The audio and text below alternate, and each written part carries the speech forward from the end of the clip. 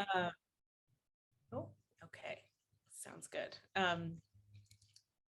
And maybe I'll start with a little bit of an introduction to me and who I am. You heard my professional bio, but um, there are, I think, a few things pertinent to this conversation that I think are worth mentioning, just about me and my own experience. Um, oh, um, and so, as Tana mentioned, I was born and raised here in Portland. After my dad moved to the Portland metropolitan area in the 1960s, after Celilo was flooded and after he graduated. Oh, hard to hear me. Okay, I'll work on speaking up. Is that a little bit better? Hopefully it is. Okay, let me see if I can't.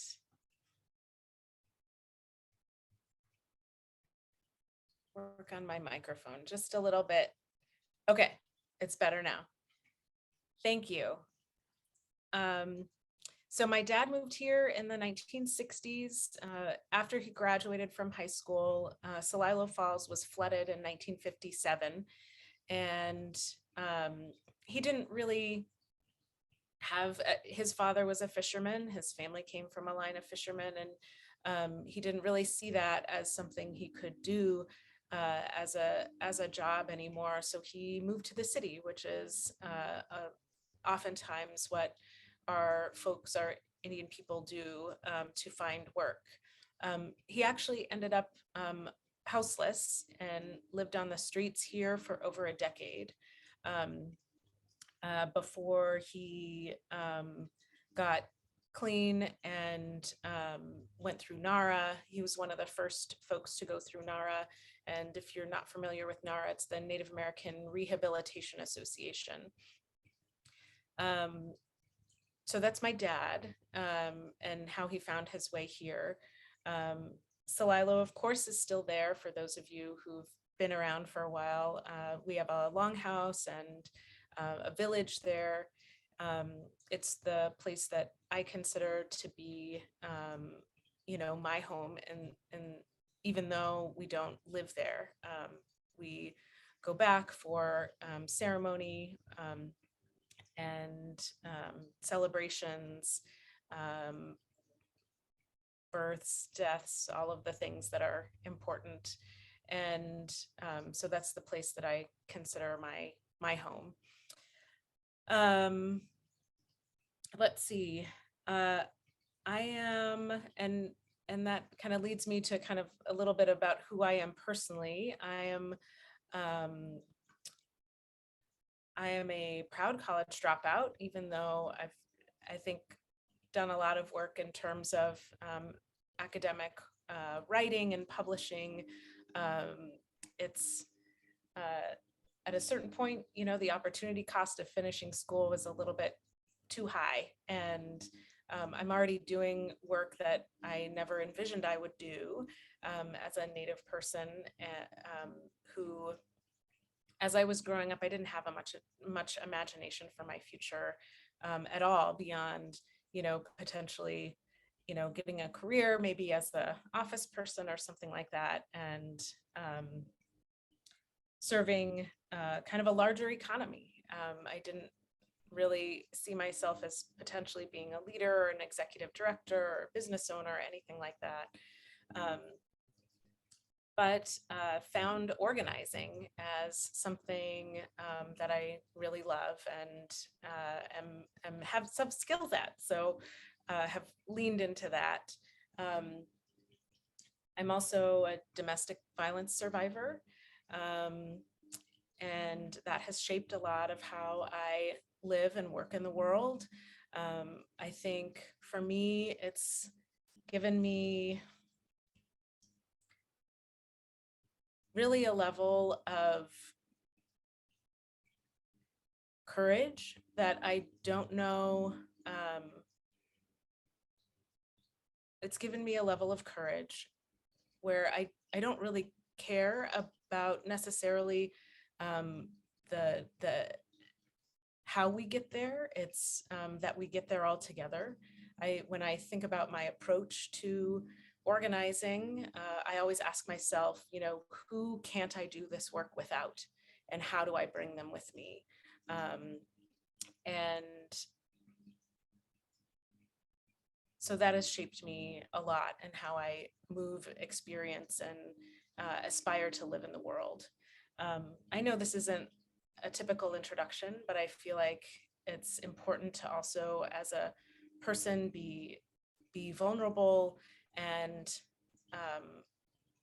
also just honest about who we are and how we come to this work. So wanted to share those things about myself.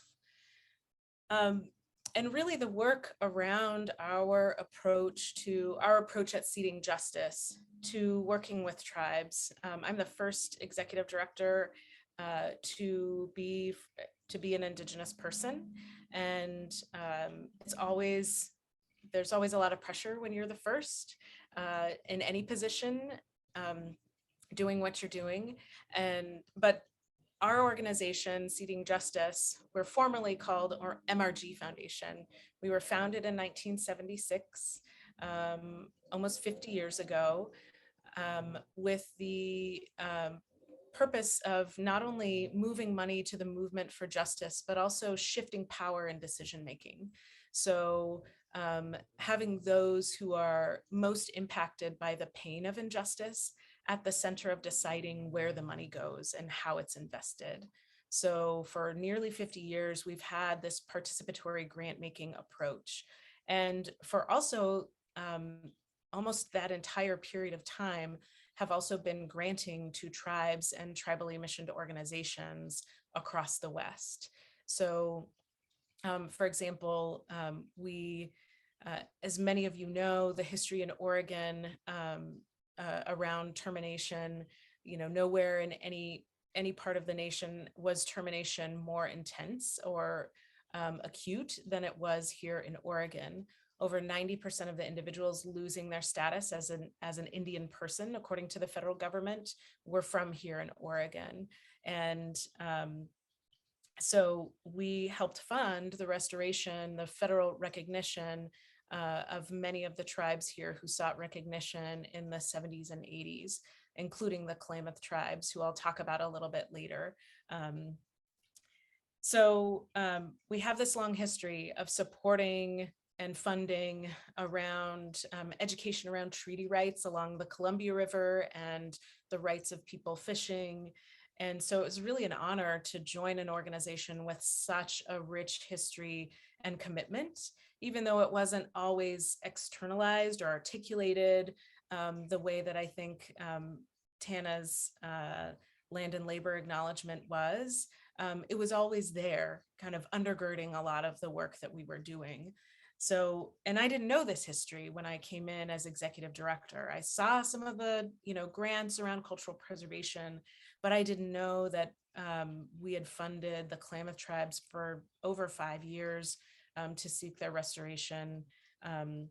Some of these things I think had just been lost a little bit in the history of the organization. But as I came in, I started rereading all of the old annual reports and, just making meaning and sense of them and getting an idea of where we wanted to go in the future. I've always thought that, our cultural, our political and economic systems have worked perfectly to get the results that we're getting. And in particular, as it relates to access to water and the protection of our ancestral territories, that has meant the relegation of tribes and tribal communities to the side. We've always been thought of as having special rights, not necessarily rights that we reserved through treaties. And I think there's an important difference between those two things. And have been asking myself, as we think about social, political, and economic structures and institutions, how can we, right now I work in philanthropy, do our work in ways that respect and uphold tribal sovereignty? What does it look like to do philanthropy in ways that respect and uphold tribal sovereignty? What does it look like to do your environmental work in ways that, respects and upholds tribal sovereignty? So having that be kind of our central question. And then also, as a person who is whose ancestors are from what's currently known as Oregon, I have a kinship connection to many of the tribal peoples who now work and are in leadership in many of the tribes around the region. So when the water main break happened, I called up my friend Alyssa and said, what can I do? How can I help? And, she let me know everything that was happening almost on a daily basis. I had kind of the rundown each morning after she got the briefing from her staff. And so I was thinking about things that we could do. And in the past, I had some experience writing resolutions and MOUs with the affiliated tribes of Northwest Indians, serving on their education committee. And so I thought maybe we should just start a relationship, an MOU that is able to create a path for unrestricted dollars to move to the tribe, and for those who were closest to the pain of what was happening, who were living without access to clean water every day, in charge of what to do with those investments. So unlike any other grant programs that the federal government or the state, or quite frankly, any other philanthropic organization was doing to give discretionary dollars at a time, or create the path to give discretionary dollars at a time when the tribe needed it the most. So that was the goal with the Chush Fund. We set up the MOU with the tribe. It took some months actually to get the MOU solidified and then ratified through a resolution by the tribal council. To this date, I think we're still the only, and nobody's ever corrected me on this, the only philanthropic organization that has such an MOU with the tribe that I know of in the United States. And now we have two.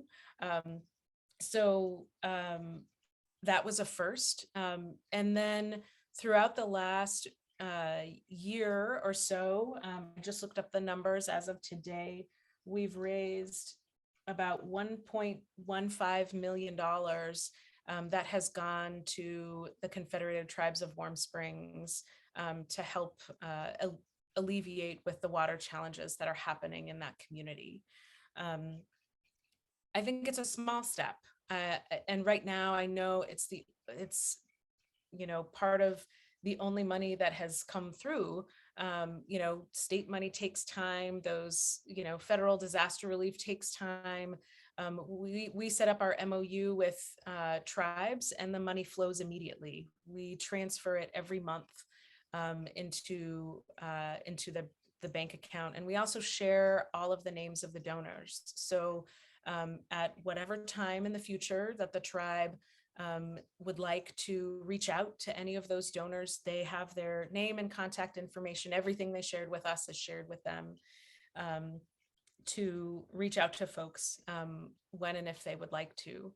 Similarly, when temperatures started rising last summer and we hit fire season and white nationalists moved into to Southern Oregon, we were contacted by Klamath tribal citizens and made aware of what was happening down there. And I said, why don't we just do this? And approached tribal council and set up another fund, an MOU with the Klamath tribes. That one's the Umbo Fund. And with that fund, I just looked it up. So again, just a little over a year, raised $155,000 for the Klamath tribes.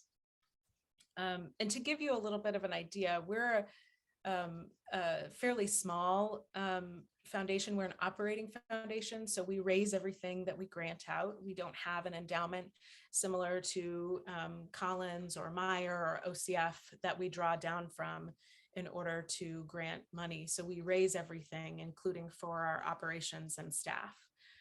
In a typical year, before the pandemic, we granted out about $400,000 to $500,000 a year to community-based organizations who are doing social, racial, economic, environmental, gender justice work. In the first year of the pandemic, we granted out nearly 3 million. In the second year, nearly 5 million. And to have a significant portion of that, I don't know that any other foundation in the region can say that they gave 20% of their dollars to tribal communities. I think that is fairly significant and sets us apart from our peers. So that's a little bit about me, about Seeding Justice, about how and why we set up these MOUs with tribes, and why we trust folks who are closest to the pain of injustice to do what they need to do to care for their communities. I think in too many ways, we have, in relationship to tribes, we have let myths of scarcity lead us to actual scarcity, where we have an economy that's absolutely been predicated on extraction and capital extraction from tribes and tribal communities. And it's kind of messed with our thinking that we don't think that tribes deserve or should have what little we actually allocate for them. So anyway, that's a little bit about us and where we're at with both the Choosh and Umbo funds. And I'm happy and honored to answer any questions that folks may have about either fund. But I'll turn it over to Tana to lead us through what's next. Thank you, C. Autumn. We do have a question in the Q&A, but I think what we'll do is we'll save the Q&A for after Jaylyn has a chance to speak. So you can, if you do have questions that come up to either C. Autumn or Jaylyn, go ahead and type those in the Q&A box. And once Jaylyn is done speaking, we can get to all of them. So it's also a pleasure to introduce Jaylyn. It's always interesting when you get a group of Native women in a space together, because I feel like whatever issues are happening will most likely be addressed, and we'll have a plan by the end of the gathering. I remember the first time I met Jaylyn, we were probably the only two brown folks in the room talking about how to create space for young tribal youth to think about going to finishing high school and entering college. And it's just been a lot of fun watching her career path, because she's now doing some really amazing work in addition to what she was already doing when I met her. So I'll go ahead and do her formal introduction and then let her share some words with you. She's speaking today as a citizen of Warm Springs. She's also serves as the board treasurer for Seeding Justice. So she has got some really intimate knowledge of how the foundation has worked specifically with tribal communities to employ these funds. So Jaylyn is a mother, educator, advocate for social justice, and a citizen of the Confederated Tribes of Warm Springs. She was raised in Senasho, Oregon, and is a traditional food gatherer for her tribe. She's a mother of two beautiful children. Her Indian name is Alish, which was given to her by her namesake, Margaret Suppa, and her grandmother, who is her grandmother who raised her. Her passion is decolonizing education for herself, her children, and her community, and she has always looked for ways to incorporate her culture into her home, classroom, and programming. Jaylin works for the Confederated Tribes of Warm Springs as the community planner for the Health and Human Services branch, advocating and advancing health equity practices and policies. She currently serves on the Oregon Indian Education Association board, where she uses her voice to work towards equitable education for all students. She developed the Papaloxamnisha program, which incorporates historical trauma, healing, self-identity, cultural awareness, high school readiness, college and career readiness in a curriculum, and she and two other Native teachers developed. Her background includes cultural awareness training, traditional health worker, youth mentor, historical trauma facilitator, curriculum development, and youth program development. Welcome, Jaylin. I'm so glad that you're able to talk about the Chush Fund. I'm going to turn it over to you. You have the floor for, a good 15 minutes. So take your time, share what you need to. We're just glad to have you here. Thank you. Thank you, Tana. And thank you for inviting me. Thank you, everybody, for being here. And see Autumn, who is amazing, and all the things that she gets to do. And I get to serve on the board alongside her. And so I think a little bit about me. I am a descendant of the Shoshone-Bannock tribe, as well as Cree Canadian. And I'm just connecting back to my maternal side's lineage and my own history. And so now I'm learning about my family down in Idaho, and then trying to venture into Canada and learn about the other half of my family and my history.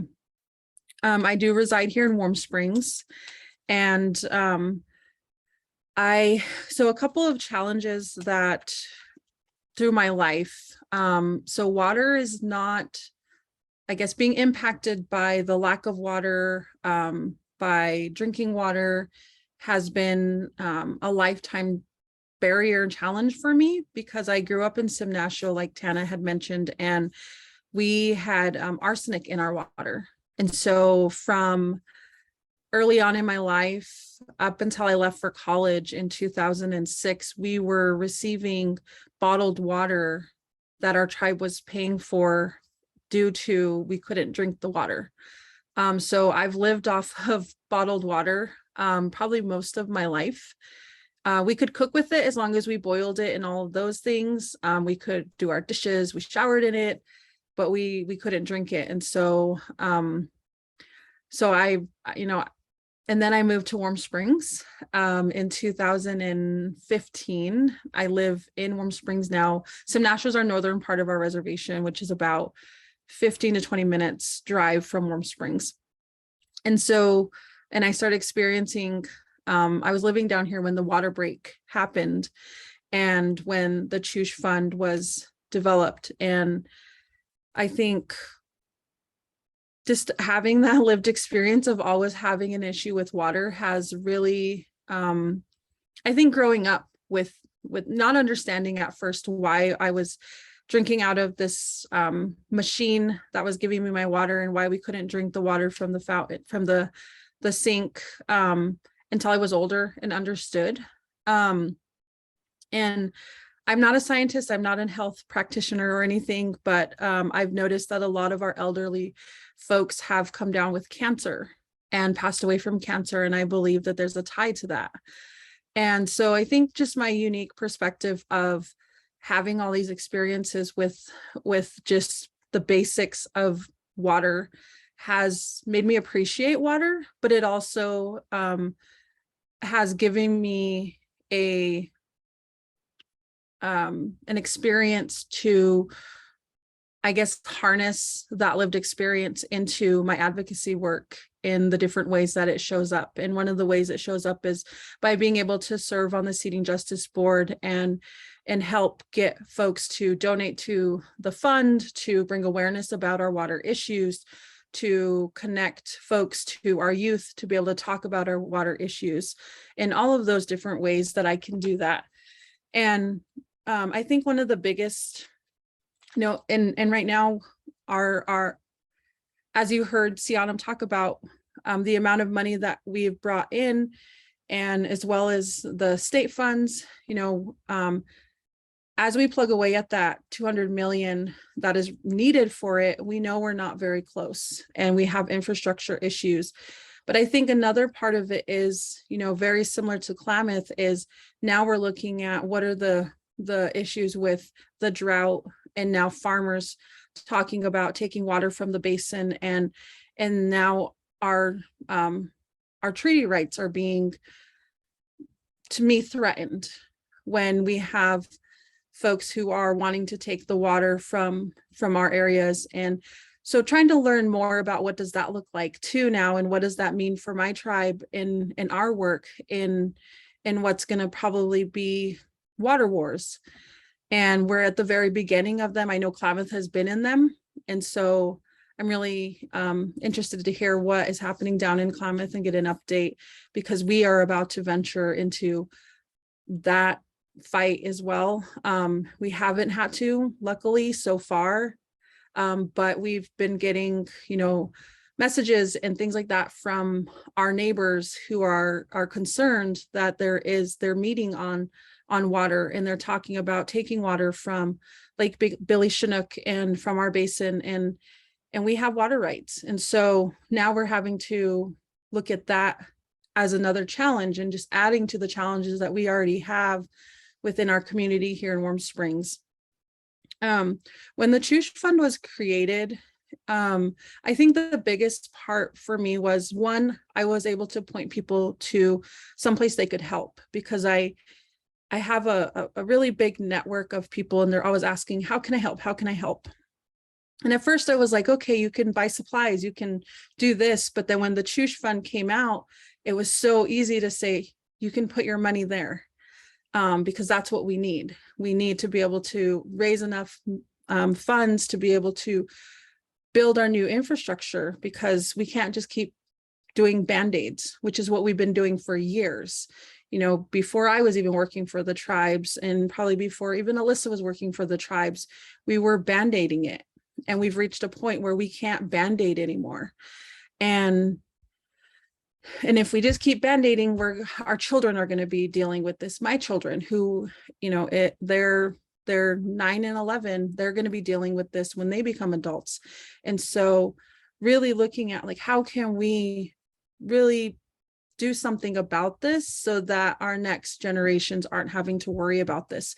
And that's what the Choosh Fund brought, was, for me, personally, I was able to direct people to say, here's a place you can donate. If you have friends that can donate and want to know, point them to this, and being able to give that link of just really quickly, and being able to make that connection for people, because the supplies was great, but we were getting all of the supplies as well through other organizations and things like that. So ultimately, I know, sometimes $50, $100 doesn't seem like a much, but when it starts building up together, it can really make an impact. And so that was one of the biggest things that was, I was able to utilize in pointing people to donate there.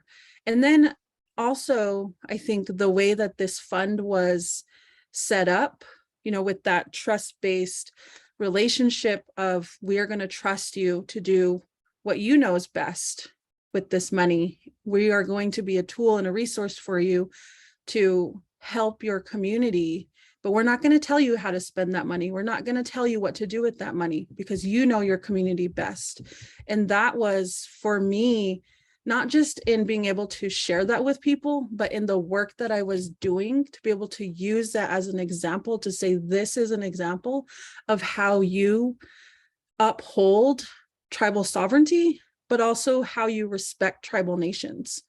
And so it was, and I use it all the time as the model of how you should be working with tribes, and how you should be respecting tribes and tribal nations and that sovereignty right that they have, because that's a law. That's what should be happening. And not just at that government to government level, but also at even the from organization to a tribal nation. That also should be happening. And so I think for me, being able to use that as well in my work and being able to use it as a model and an example of how to effectively work with tribes while also at the same time respecting and upholding tribal sovereignty. And then I know they said I had 15 minutes, but I'm looking at, I can talk forever. So I think I just want to finish off with I think I'm really glad to be able to speak today, to be able to speak to my own experiences and my experience with the Chush Fund and what it's done for my community is, being able to, first of all, just the model itself is amazing. And again, it is a really good example for people to follow and pick up that same model, but also just, I think to give that power back to tribes and to say, we know, best, I think is one of the biggest things that we can do, because of so much has been taken away and we've been put into these oppressive power dynamics where oftentimes we aren't looked at as powerful as we are. And because we are, and our rights are right alongside the government's rights. And I think the Chush Fund just really sets that up and sets that tone and is a beautiful model that really respects tribal nations. Thank you. Thank you so much, Jaylyn and Siadam. We do have some questions that have popped up in the Q&A. I know, Siadam, you've been responding to them, but they don't show up on the recording. So I'm going to go ahead and ask the questions, and then you can answer them in case folks haven't had a chance to read the responses, and so that we have it on video. So the first question was from Neva Gibbons. Does your work reach Northern California and the Karuk tribe? Our Aboriginal, my mouth is just tongue-tied this morning. Our Aboriginal territory expanded into what is now Oregon, although we are mostly based out of California. Hi, good to hear from you again. Yes, so the short answer is no, we don't right now have a connection to the Karuk, but we would love one. So in the answer, I gave you my email address and my Calendly link to schedule a meeting. Also, anyone in this webinar is absolutely welcome to hit that Calendly link if you're interested to talk further about our approach. But it is our desire to set up tribal funds for every tribal community that is in our catchment, that's in our area. And that includes folks outside of what I will describe as arbitrary colonial state borders. So that's my answer to that one. So please be in touch, because I think these kinds of funds are actually the most powerful when they come from community, when they come from people with ties and connections, with that kinship connection, with that trust that's already there. That's how the Chush Fund was set up. That's how the Umbo Fund was set up. It's, friends really who love one another. And I can't, I think there is, at this social and political moment, as Jaylyn was describing, this desire for folks for a sense of an urgent, like, people want to do something. They want a pathway somewhere. They want to be able to help and aid in some way. And I think in part, as people our true history in this nation and in Oregon deeply is coming forward to really atone for the things that we've done wrong. I think the best line that I remember in following all the Chush Fund stuff came from Louis Pitt, who was like, we're just trying to, not make liars out of your great granddaddies who signed treaties. And it's true, right? There were these commitments made in exchange for, ceded territory, and sometimes not even, don't even get me started on terminated tribes, but like these commitments were made saying that, we would provide for the health and the education and all of these things for tribal people that we've actually been doing a really shitty job at. And so non-Indian people, we only live and can govern and do business on this ceded territory if and only if we uphold these commitments to tribes. So it's not to tribes' benefits that we do these things at all. It's actually to our legal benefit as non-Indian people. And I'm kind of code switching there, but anyway, you get the idea.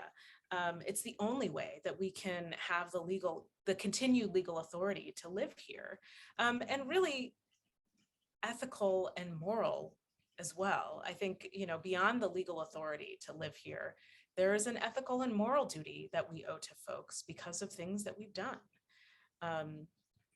So anyway, I'll stop there with that question. Thanks, Neva. The next question is from Patty Lyons. How can we replicate the granting that Seeding Justice does to other philanthropic organizations? What can a nonprofit do to ensure that this is what path we take? And I'm going to add on to this question because can you talk a little bit also about how Seeding Justice handles how those funds are dispersed? Like, how are the tribes deciding how that money is being spent? Yeah, this was a great question. I left a little bit of an answer in there. I always think about the impact on the receiving end, right? How are we doing our work that's in service to the movement for justice? And in this case, in service to the preservation and protection of tribal sovereignty and the work that tribes have ahead of them to take care of their folks, of their people, of their land, etc. When we have unnecessarily laborious grant processes, it is not to the tribe's benefit. When we treat tribes as every other nonprofit, which they are clearly not, that is not doing our work in ways that respect and uphold tribal sovereignty. And that's not taking into consideration the sacrifices that tribes have made so that we can just be here. Let's not forget too, the majority of the foundations in Oregon have made their money off of land and labor that tribes have provided. That is just a fact. A lot of the money is timber money. It's timber money from terminated tribes. It's timber money from ceded territory. It's resource money that have made specific families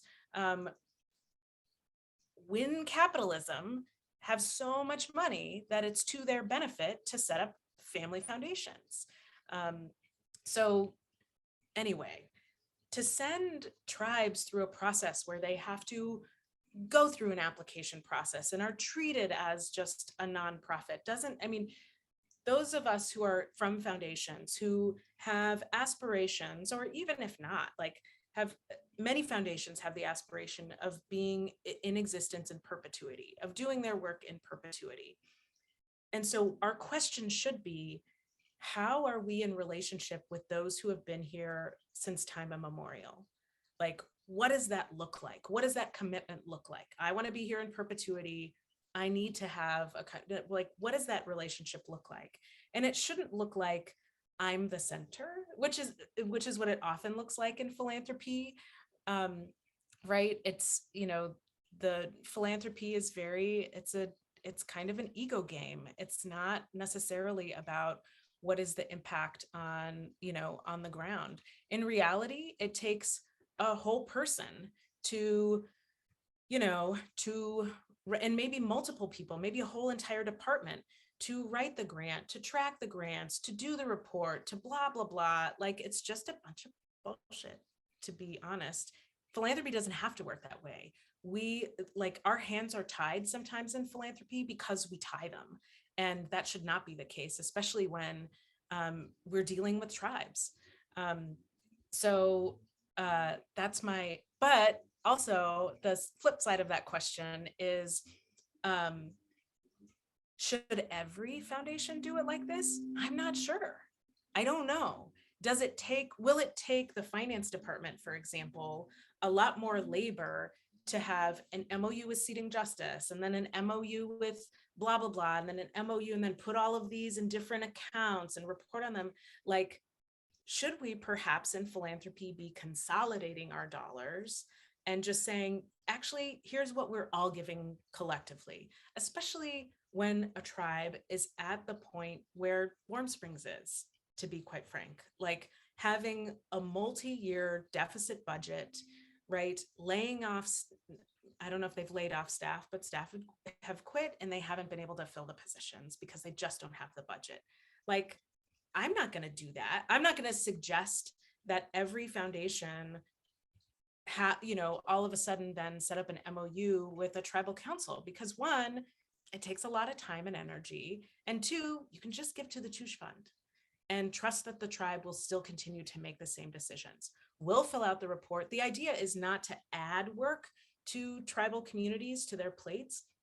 The idea is to take it away. And that's what we've done, is we have, been able to absorb that capacity as an organization, as a service, to the tribe, so that we are responsible to fill out the report. We are responsible to report to the tribe, who is giving to the Tush Fund. We're the one kind of taking that.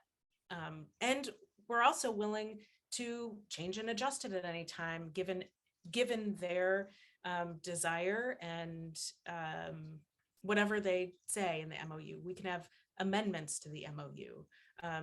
We've already had one, but so all of that is open. But I think the important thing is that the tribe is the center, the tribe decides. And every tribe, to Tana's question, every tribe makes those decisions about what to do with the invested dollars that we provide them themselves. So is it the tribal council?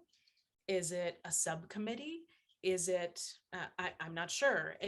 I think each tribe has their own way of deciding how that money is allocated. Warm Springs has chosen at this point, and this may change in the future, it may not, to have their tribal council decide exactly how those dollars will be invested. And they just did a major distribution a couple of months ago. It's in their newspaper, where they utilized, I don't know, maybe $800 or $700,000, mainly to the department that's doing a lot of the infrastructure work, investing in vehicles. I mean, these are things that other grants will not buy. They won't invest in equipment. They won't invest in whatever. So this money is the most important money to have for many tribes who are facing crises like this. So it's, I think, really important because federal grants, state grants, oftentimes will not pay for things like that. We have one more question before we wrap up from Jessica Terlikowski. What are your thoughts and advice for applying and integrating trust-based philanthropy practices in grant-making processes that use public funds? Another great question. We at Seating Justice we've built out a whole community fund program that it's actually began with the Tush Fund. So we have, and for the Tush Fund, right, it's the tribal council that makes decisions, but we have a lot of other public dollars flowing through. About this year, it'll be close to $70 million that will hit of public dollars that are flowing through Seating Justice. They'll often be, like, for example, with the Oregon Worker Relief Fund, a committee of folks most impacted by that issue. In that case, it was undocumented folks in Oregon who are the decision-making body. So we don't make any decisions at Seating Justice. Our staff does not make any decisions about where that money flows. It's folks in that community who are most impacted by that issue that make decisions about how and when the money is granted out. I mentioned that there's some, some of those community funds have a private, donation element. Some of them don't. And it's up to that committee of, community-based folks to decide whether or not to open the fund to the public or not. So so Oregon Worker Relief Fund, we have an infrastructure fund that's still open at Seating Justice and is an important component to help supplement the public funds that are flowing in. And in fact, one of the strategies that we use that I'll just mention really quickly is that when the initial investment was made, the first $10 million that the emergency board allocated to the Oregon Worker Relief Fund, it was a strategy because we were hearing from lawmakers they didn't want to give $10 million to undocumented folks. Don't get me started on the fact that undocumented people in Oregon pay $70 million in taxes every year. And for some reason, we only deserved a portion of that back, or they only deserved a portion of that back. But so we committed at Seating Justice to raising $2 million in private dollars so that every single public dollar that went out the doors was going directly into the hands of an undocumented Oregonian and family. So there are very, I think, powerful and strategic ways, which I mentioned in the answer, that we can catalyze public funding through how we invest private dollars. And we ultimately, that's, I think, the role that philanthropy should be playing, is helping to catalyze the fixes that we need in society so that every person in Oregon is cared for and has what they need.